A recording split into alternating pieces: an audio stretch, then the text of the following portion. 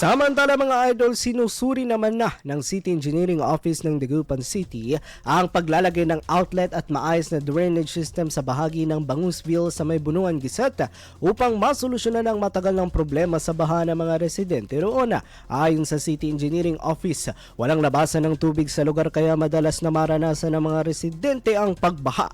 Para sa takdang pagsasagawa nito, nagkaroon rin ng dialogo ang alkalde kasamang business sector, agricultural sector, hatchery owners at homeowners ng pagkakaisa at Bangusville kasamang City Engineering Office at BONUAN GUESET Council.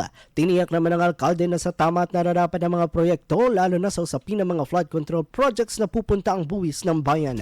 Tiniyak din nito ang tuloy-tuloy na pagsasagawa ng mga proyekto upang maibsan na ang dinaranas sa pagbaha ng mga barangay na apektado sa lungsod ng Dagupan. IFM News. IFM News. IFM.